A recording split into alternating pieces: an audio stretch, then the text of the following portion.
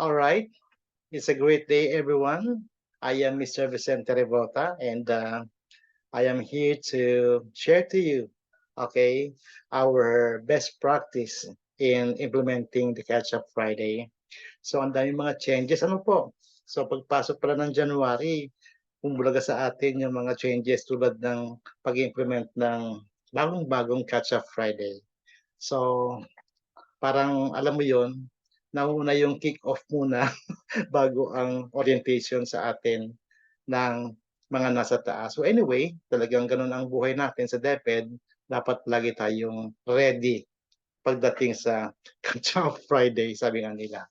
Alright, now, tapos na po o matatapos na po ang January and ang strategy that is intended for January for this Catch-up Friday ay yung tinatawag nating DEAR o ang Drop Everything and Read.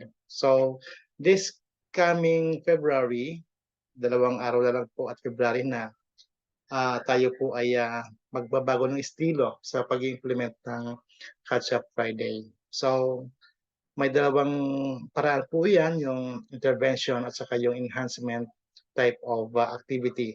Okay?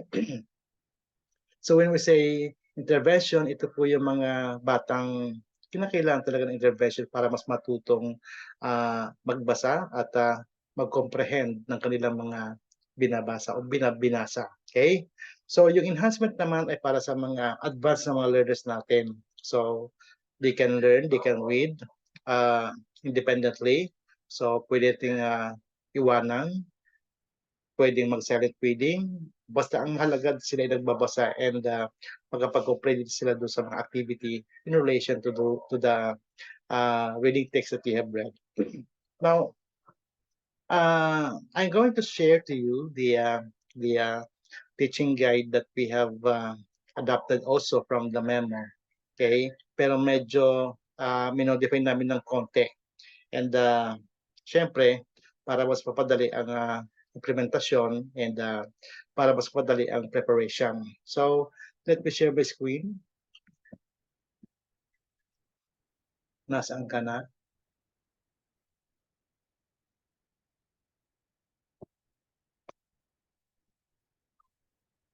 Okay. So, as you can see, there in our screen, yan, meron tayong Catch-up Fridays teaching guide. So, it has 3 parts. We have the general overview, okay, and the session details, and the facilitation strategies. So unahin natin yung general overview. So sa general overview, meron tayong catch-up subject, which is the peace education. So ang theme po ng ating third quarter ay kahit naman sa first hanggang fourth quarter, umiikot lang po yan sa peace, values, and health education. Okay? So, kada isang grade level ay magkakaiba po ng mga sub-themes. Okay? So, dito sa catch-up subject natin, we have the peace education. So, ang subject natin, na talaga main subject natin ay English. So, i-integrate lang po natin yung catch-up subject natin, which is the peace education. Okay, ang quarterly theme natin, we are now in the third quarter. Community awareness ang ating quarterly theme. Tapos, this is intended for grade 7. And then, ang sub-theme niya na kinakailangan i-discuss sa ating implementation ng Catch-up Friday ay compassion, which is peace concepts, positive and negative peace. May reference po sa diyan. Okay?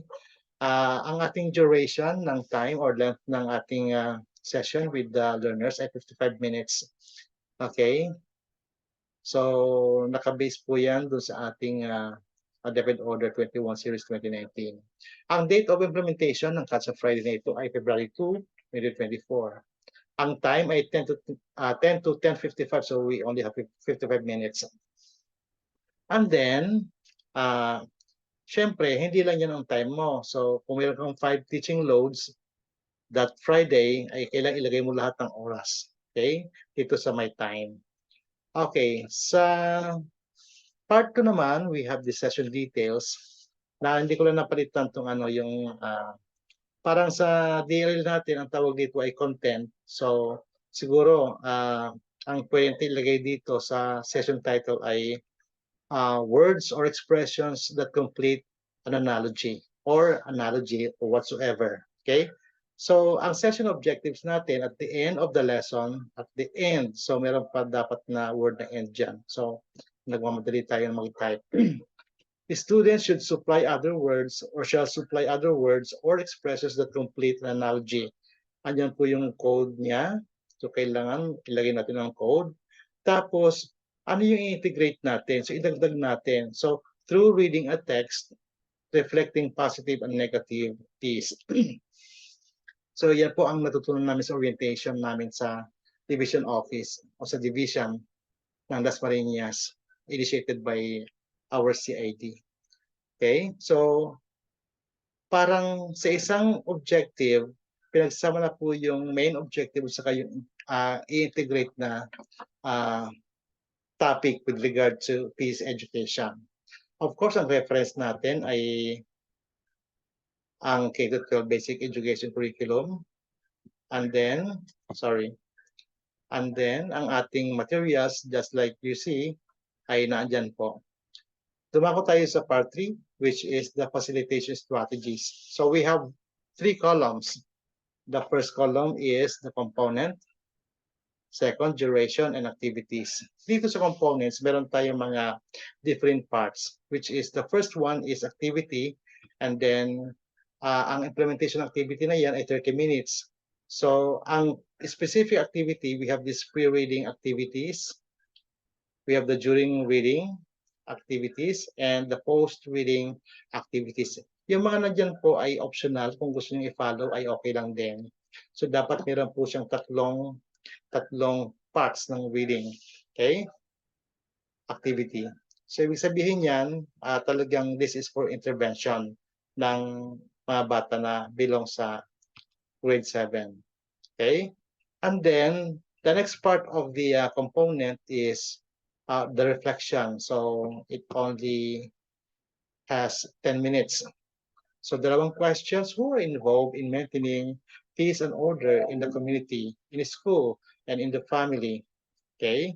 Why is it important be to why is it important to ano bang tawag dito? So malinaw naman dito. Why is it important in our environment? Okay? So yun po yun. Why is it important to our environment?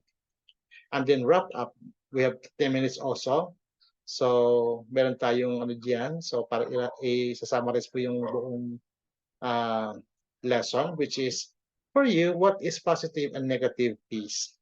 So syempre, dapat na-discuss po rin yan sa kanila. Syempre, yung mabilisan lang, yung i-define mo kung ano yung positive at yung negative. So pareho po siya maganda. Okay? And the last one, yung the last part, which is the drawing, coloring, kung ano mang strength nila, anong skill, doon mo sila tirahin. So we have only 5 minutes. So dito, making an artwork about peace. And then siyempre, prepared by. Siyempre, ikaw ang nakalagay dyan na nag-prepare, position mo, and the recommending approval, siyempre kung meron kong head teacher in your department sa high school, ay ilagay dyan. And then, kung wala naman, kung master teacher ang meron na siya ang nag-check, ay siya ang ilagay mo dyan. And of course, approved by your school head. So, ayun lamang po. Pinasimpleng teaching guide base doon sa ating memo na about sa implementation ng Catch Up Friday. Okay? So, sana po nakatulong. And kung gusto niyo pong humingi ng copy na iyan, ay just feel free to message me and I'm going to send you the document or the file.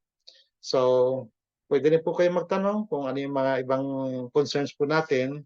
So, just hit that keyboard and strike your question or concerns. with that, thank you so much for watching. God bless you. And sana mas marami pa tayong mga batang maturuang magbasa at ma-inculcate sa kanila ang pagmamahal sa pagbabasa. So maraming salamat po.